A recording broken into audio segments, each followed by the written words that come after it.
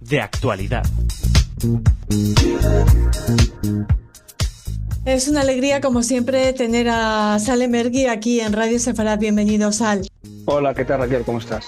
Ya saben todos nuestros oyentes que Sal Emergui es periodista, corresponsal de el diario El Mundo, colaborador, entre otros medios, de Telemadrid y autor de ese libro, te tenemos que felicitar, Sal, ese Descifrando Israel, que ya va por su segunda edición.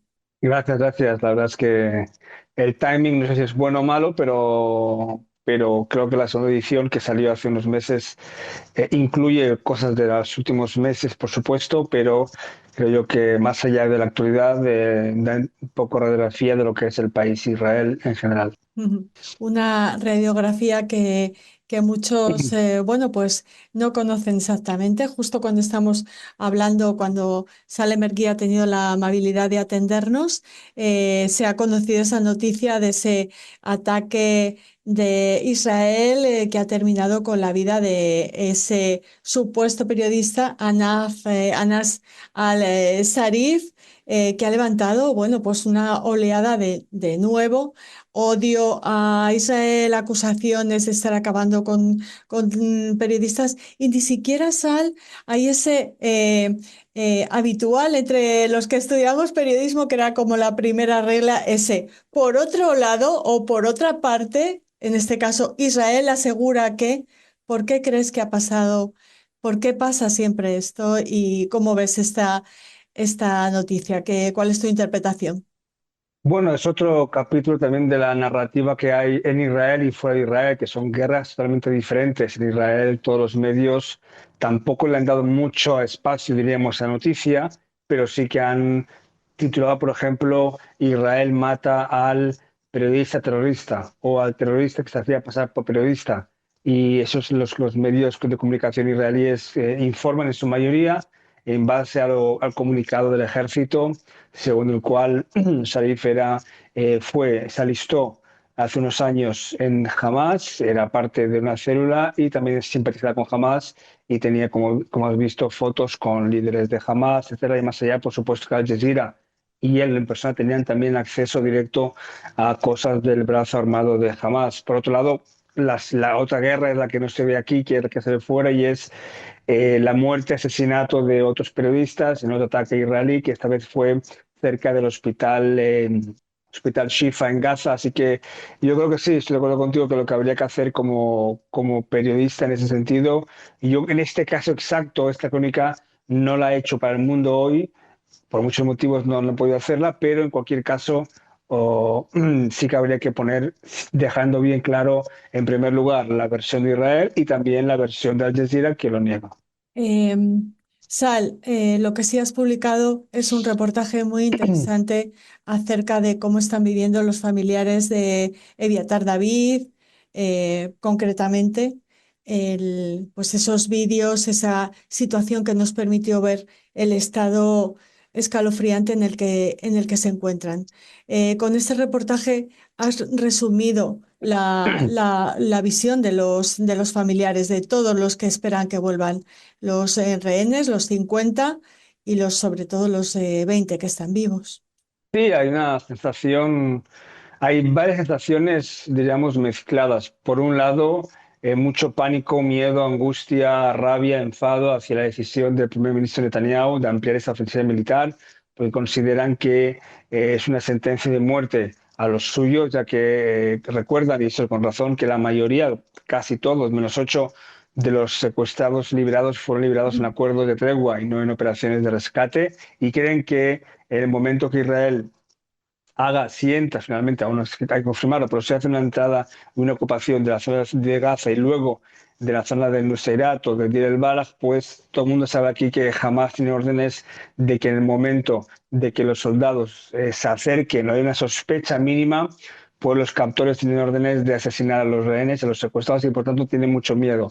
Y también hay, en el reportaje lo cuento, por un lado este enfado, pero también mucha preocupación por la situación física, ya por supuesto mental, de los suyos. El vídeo de David es un caso extremo, pero no es tan extremo, es decir, en el sentido de que el resto, si tú dijiste que sí, que al menos 20 están vivos, deben estar a nivel físico más o menos lo mismo, es decir, después de casi 700 días, la situación es tan dramática que tienen miedo no solo de que no haya acuerdo, sino que tienen miedo de que en cualquier día puedan morir, ya sea a nivel natural por las circunstancias y por la situación trágica humanitaria de esos rehenes que no reciben alimentos de los captores, que ellos sí, por supuesto, se alimentan bien, y el miedo a esta operación masiva, que luego hablaremos si quieres, pero que aún no es tan inmediata, pero que sí ha despertado mucho enfado, mucho pánico, y sobre todo en Israel ha provocado también preocupación porque no suele pasar que Israel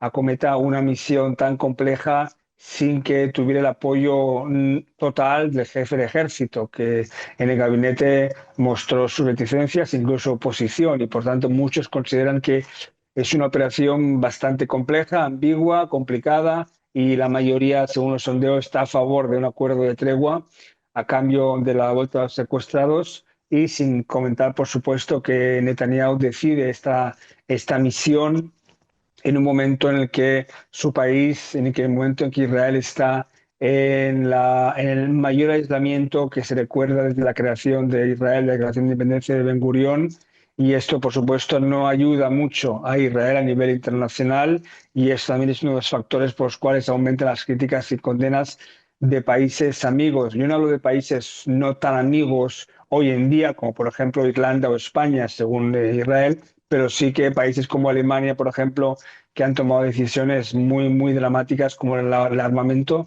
pues sí que todo esto junto hace que la misión esta, la orden o el anuncio de esta medida de gabinete sea vista con preocupación y ambigüedad en Israel. Sal, ¿te parece que esa operación de ese tomar el control de Gaza ha sido una especie de reacción a los vídeos o ha sido una huida hacia adelante o es una nueva cortina de humo de Netanyahu? ¿A quién escucha Netanyahu? ¿Quién le aconseja?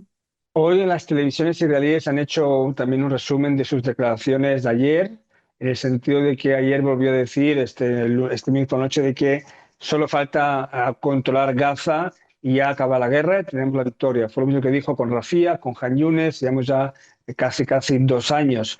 ¿Cuál es la motivación? Yo creo que en primer lugar es el estancamiento en la negociación de una tregua. Yo sé que creo que Netanyahu sí quería un acuerdo de tregua, aunque fueran 60 días después de la victoria o la guerra contra Irán. En ese momento, en ese preciso momento, fue Hamás el que endureció las condiciones suyas debido a la presión internacional con Israel. Y esto hace que Netanyahu, por un lado, ve cómo aumenta la ayuda humanitaria y por otro, no hay ningún avance con los secuestrados. Hay una presión interna de su coalición de líderes o ministros radicales como Smotrich y Ben-Gvir, y todo eso hace que tome esa decisión que es un poco como siempre, es un poco intermedio, es decir, intermedio, pero es criticado por todos. Es decir, no llega a la medida de ocupar toda Gaza como pedía Smotrich o Ben-Gvir, y tampoco llega a la medida de un acuerdo de tregua inmediato. Es decir, está un poco en la mitad, y esto hace que sea criticado tanto por Smotrich como por la ONU, como por la izquierda, como por la oposición, como por el centro y, por supuesto, los amigos de Israel. Es evidente, los seguidores de Netanyahu te dirán que es por motivos de seguridad, para acabar con Hamas y que Hamas no siga siendo un grupo armado y poderoso en Gaza, pero es evidente que Netanyahu también quiere ganar tiempo, y no hay que olvidar que derrotar a Hamas a nivel armado es algo muy difícil. Todo, no es que sea difícil, porque el ejército lo puede conseguir. Lo que sí que es que toma su tiempo, puede tardar años y años, porque Hamas tiene capacidad a nivel económico de reclutar más y más jóvenes, y es un no acabar, ¿no? Es decir, como dicen aquí, es como decía en el reportaje de David de Abiatar, la prima, y también la prima de ella, que habla español, por cierto, no Goodman, decía que es muy difícil llegar hasta el último terrorista, hasta el último, entonces este es muy complicado. También decía esta chica a la que entrevistaste que las familias también son rehenes, ¿no? Así acababas Sí, ella tu decía, ella artículo. decía, ella decía que sentía que las familias de rehenes se sentían rehenes de la situación, porque ellos desde que el 7 de octubre no tienen vida, es decir, prácticamente viven o se desviven en cualquier noticia, cualquier cosa que pase. Y también los secuestrados que han sido liberados dicen que tampoco siguen, diríamos que son libres, ¿no? Me acuerdo, hice un reportaje de varios días sobre personas que están en contra de la guerra, y uno de ellos es el hermano de Keith Seagal, y él decía que él, como todas las familias y como Keith Seagal, siguen en Gaza, es decir, hasta que no vuelvan todos los secuestrados, ellos sienten aún que falta algo importante, por supuesto, y es una asignatura pendiente personal de las familias, pero también nacional, y este país sigue viviendo en trauma del 7 de octubre, pero también en trauma por lo que está pasando en la guerra, con un coste importante para ellos también, por supuesto para Gaza, pero también para las familias de los secuestrados. Hay gente que, bueno, hablas de Keith Seagal y de ese trauma. También hemos visto cómo podía acompañar a su hija a la Jupá, ¿no? La sociedad israelí se debate entre intentar seguir con la vida y ese trauma horrible, no solo del 7 de octubre, como apuntaba, sino también de esa guerra que es la más larga ya que ha tenido que sostener el Estado de Israel. Sí, yo me acuerdo de una chica cuando fui a la Plaza de los Secuestrados, el día este del vídeo de David Betar, que provocó mucha conmoción y fue realmente lo que llevó a más y más personas a la plaza a manifestarse esa noche. Y una casi llorando decía que algo así como que incluso me decía, me daba un poco incluso de vergüenza admitir que hace unos días estuve de vacaciones fuera de Israel, es decir, en el sentido de que mientras ellos se divierten, desayunan, comen, se lo pasan bien, tienen todo pues el sufrimiento de los suyos, y por tanto aún Israel está, diríamos, por un lado tú vas a las calles y es una vida completamente normal, como si no hubiera guerra, como si no hubiera nada, es decir, todas las cafeterías, todo está lleno, las playas no turistas, pero sí que israelíes, pero al mismo tiempo está esta situación angustiosa interna que es muy, muy notable. Sal, no te queremos entretener más, sabemos que estás muy ocupado, pero sí quería preguntarte por el libro. ¿Vas a venir? ¿Vas a hacer alguna presentación también un poco para, bueno, pues para hablar de esa segunda edición del éxito de Descifrando Israel? Sí, no sé si el éxito o no, pero el intento, porque hoy en día vender un libro sobre Israel en Ya. España que no sea un libro en el que se diga que Israel es el demonio en la faz de la tierra es complicado. Y me imagino que muchas librerías, cuando vean la palabra Israel, simplemente o no lo quieren o lo aparcan. Pero sí, estoy recibiendo buenos feedbacks de gente que lo lee, porque este es una Israel, diríamos que desde dentro te explica un poco las luces, sombras, contrastes. Y mi idea, por supuesto, era haber estado en Madrid en la Feria del Libro en junio, pero como ya sabes, el momento justo que antes de subir al avión de Ben Gurión, pues hubo la sirena y hubo el inicio de la guerra con Irán. Lo sabemos Después de perfectamente, porque íbamos a hablar contigo además. Sí. Y entonces, desde ese momento se anuló todo, pero tengo yo espero que no haya otra guerra en ese momento, y si hay, será después o antes, pero mi idea es a finales de octubre estar en Barcelona, seguramente en Valencia, en Reus, y sobre todo también, claro, finales de octubre, última semana de octubre, estar en Madrid. Espero a ver si hay algunos actos que se puedan hacer, lo que sea, para encantado hablar sobre el libro, y sobre todo, más que sobre el libro, Descifrando Israel, la segunda edición, que se puede conseguir en Amazon, porque en librerías que también está, pero debe ser más complicado, pero en Amazon creo que va bien.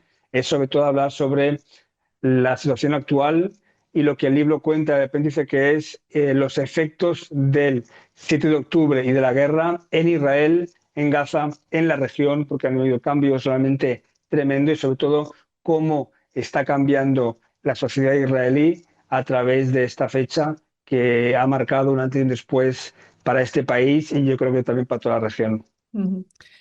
Sal, hablas de esas ciudades que vas a visitar en España. ¿Estarás también en esa Gaza controlada por Israel? ¿Crees ¿En que qué Gaza? vas en esa Ah, ciudad de Gaza? ¿Crees a que es ese, próximo o...? A ver, la sensación aquí es que es una especie de ultimátum, presión hacia Hamás para que haya negociación y que finalmente sea un tipo de acuerdo o lo que sea. Pero si no, sí que habrá algún tipo de operación. No sé si control total de la ciudad de Gaza. Hay que tener en cuenta que allí vive casi 1 millón de personas, la evacuación, luego las operaciones, el ejército no está muy entusiasmado con ello, por supuesto. Yo creo que si Israel ve la posibilidad de un acuerdo de tregua y pese a las presiones internas de la coalición, yo creo que para una tregua de, aunque sea 60 días y la liberación de al menos 10 secuestrados vivos, yo creo que es posible. La gran pregunta ahora mismo es si Hamás está dispuesto, porque Hamás también sabe que, pues, que es una presión y que es un farol, pero no. Si Hamás está dispuesto. En segundo lugar, si hay una presión más masiva de Qatar, por ejemplo, sobre este tema, Qatar y Turquía, que es un nuevo factor importante.